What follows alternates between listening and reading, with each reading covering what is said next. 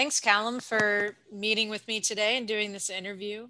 I'm just going to run through a few questions and ask for you to discuss your project here at Lawmeyer and Sure. your artistic practice in general. Can you give us an overview of your artistic practice? What inspired you to create art?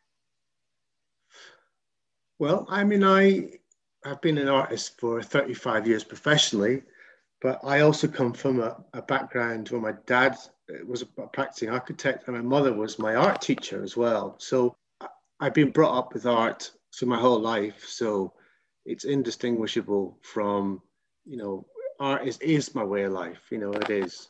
And so going to art school was a kind of intermediary step, but I was kind of always going to be an artist. Mm-hmm. And, I make installation works.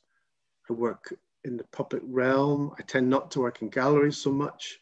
And I kind of enjoy place as the inspiration because I like this kind of the live element, the unknown, the challenge of it. And gallery exhibitions I don't find quite so challenging because you kind of know you're going to work with a white box and things like that. So it's a pretty diverse practice. Some of it's sound, some of it's sculpture, some of it's technology, some of it's just pure woodwork, drawing. But there's a kind of a theme running through it, which is kind of high technology and like no technology. So jamming those two things together and kind of creating these symbiotic relationships between those things, whether those are for indoor spaces or for public spaces or sculpture parks or or on the internet. I don't really have any defined place where I prefer. I just like the challenge of the opportunity to make work wherever I can, really. Great. Tell us about your work players. How did that work develop? What are the technologies and materials you were using in the work, and how do they connect to its content? Well, the origin of it obviously comes from our initial discussion about a performative work I did for Grisdale back in 1999. The essence of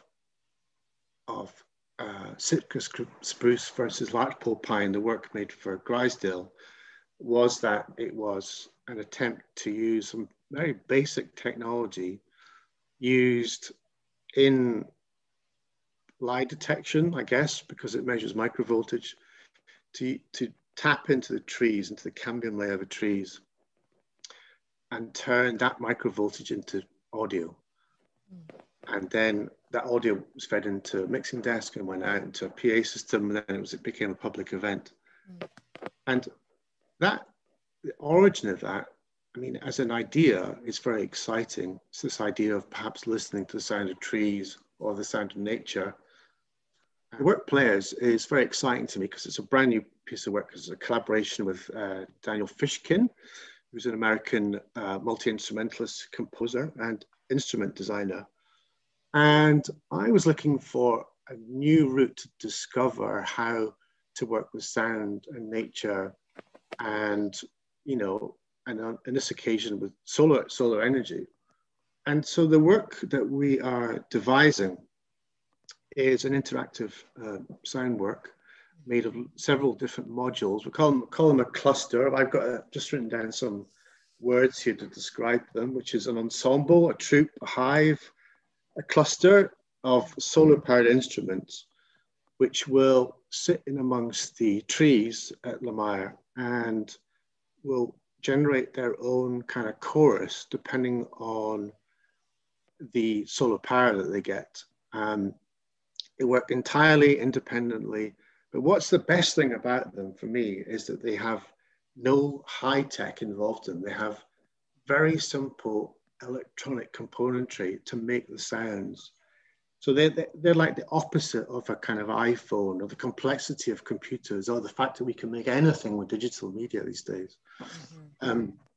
They are purely about experimentation with capacitors and diodes, doing all the wrong things with them essentially to make them talk, to almost put them under duress. So they're feedbacking. And so the idea is that these little kind of speaker boxes, they kind of sit in the canopy of the trees or on the ground below the trees.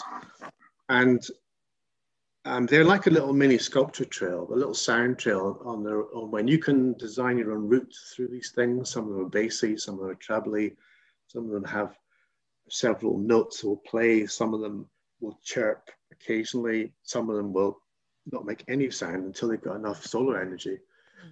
But even, you know, better than this, these are autonomous objects. They rely on, they have no batteries, they have no samples, they have no Wi-Fi connection. They just are what they are, you know. They're like this little kind of group of animals who have their own life, you know. And so basically, once you've devised a kind of series of sort of sound strategies for them, they just get on and live their own life. And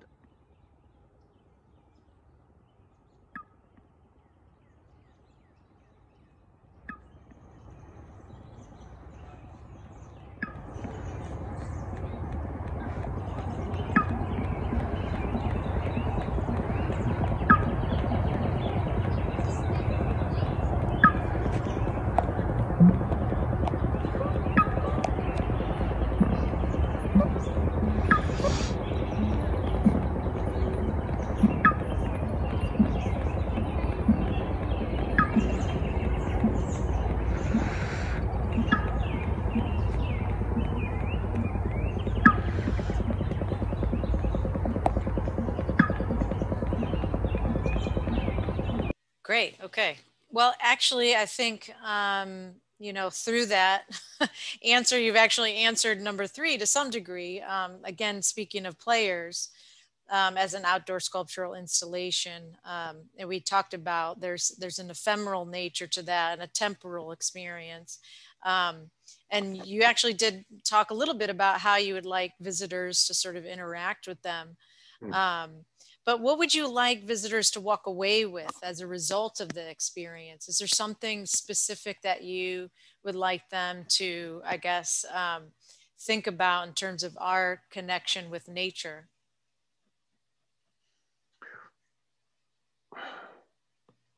I think perhaps the relationship is to do with technology and nature, isn't it?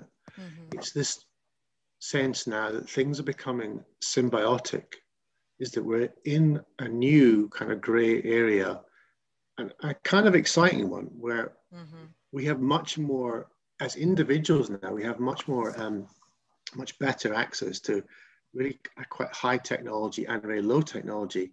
And we're able to then manipulate those things ourselves to generate our own kind of personalized kind of experiences, which are scientific on some levels, but just,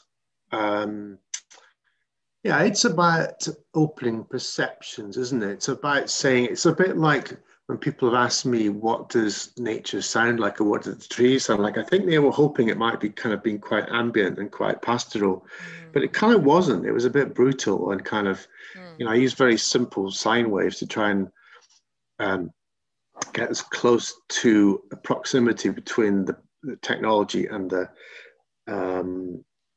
sound, which is kind of what we're doing in players, because the circuitry is quite basic. It's not got none of the polished sort of structure you get with kind of, you know, contemporary music, and the kind of, it's a balance. It's a kind of music concrete in some ways.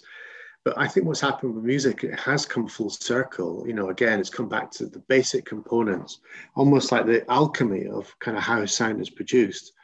Because really any sound can be produced in any fashion these days. And so it's really nice to show people that just with a solar panel on a circuit board, you can generate something which is autonomous and kind of slightly animalistic and kind of can survive in nature, but it's not part of nature. And, you know, as a human being, you know, we're by placing these objects in that environment, at least it starts a conversation, I suppose, on one level about kind of what is our relationship to technology, I suppose. or the over complexity of technology, put it that way, you know. Which seems, because these are two different things. We've got all this amazing stuff, but we're beginning to recognize the overload of it is not the way we probably should be going, actually, you know. If that makes sense. Not very well articulated. Yeah, well, you know what I like about it? It's this kind of, I guess, sort of in a kind of small way, I guess, in a scaled down way, kind of shows this idea of like how we manipulate nature as well, how we manipulate it or manicure a landscape so we can carve away space to build a building, right? In some ways, I mean, by the fact that, you know, you as artists are taking an object and placing it in nature, we're still asking it for it to do something for us, to sort of provide something to us, even though it is an autonomous object. We're still expecting something from this sort of small architectural object to do something. So it's that, like, there's still the manipulation of those objects happening. And I think it's almost like a sort of a scaled down simulation of what we do in a much bigger way. I mean, that's sort of how I interpret it, I guess. Yeah, it's highlighting our inability to possibly grasp the enormity of the questions we're asking, you know? So we realize that the answers will come, or the products, the answers, these artworks that artists are producing are attempts to try and address stuff. It's never seems quite enough, because they can only be suggestors, and that's frustrating, I guess. It's quite nice to be able to get to the nub of something, to get, you know, like lots of really great artworks are incredibly simple. They just say so much, and they're the hardest kind of pieces to work, and especially at the moment when so much is at stake. You know, you do feel you'd like to make something which was quite all-encompassing, but of course you don't. You can only look at a very small portion of any of these questions and kind of take something away, you know. Okay. So I guess, again, sort of leading into my next question, going back to the piece at Grisdale that you mentioned earlier, and your experience as a performer with that piece, and using the natural world as a material. But how has that exploration sort of impacted your larger body of work? I mean, have you felt like from that point you've wanted to explore the idea of climate change, or just these issues around the environment? Or, I mean, is that where that piece was coming from?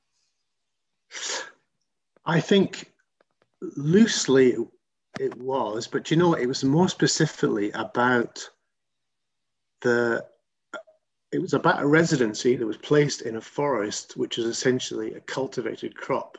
It wasn't a manicured sculpture park. It was this was an industrial landscape.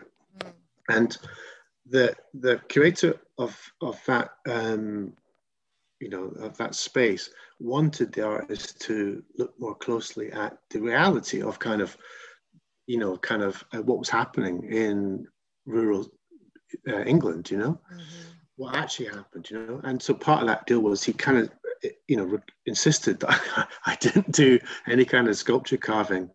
You know, I used the forest in a completely new way. And so that opened up a whole lot of things for me, you know.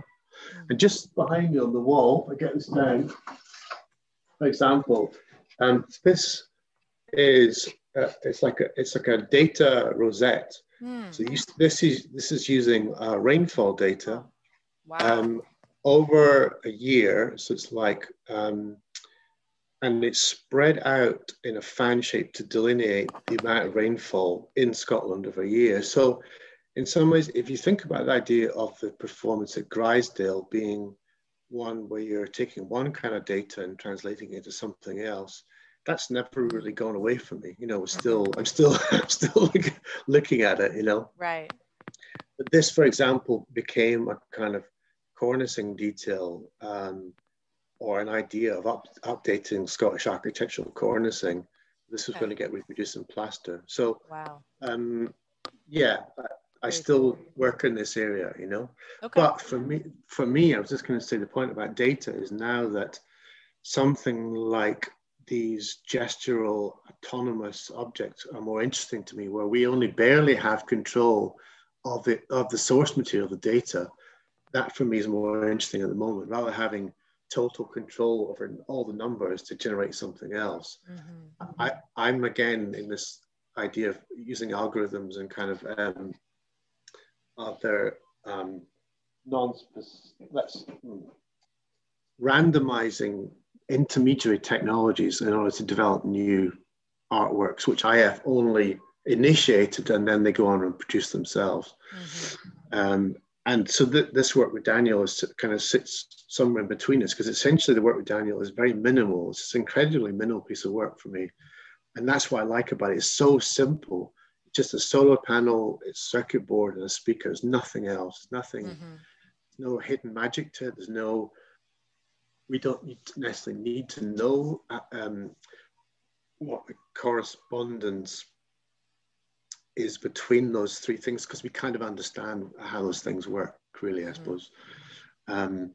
But, you know, to break it down, it is a small budget solar panel, which has enough charge to affect and hold voltages and little amplifiers, send out signals, the different varying voltages, send them around in different circuits within inside the circuit board, and then those go out to the speaker.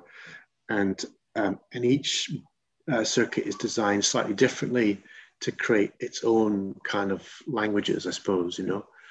And, you know, I can't stress enough how it's really important to be able, for artists to be able to explore this kind of technology and have access to it, and kind of like, it becomes like drawing, or becomes like sketching, you know, sketching with circuits and components and things like that, you know. Once it becomes a naturalized, you know, kind of occupation, as it were, it is very creative, actually, you know.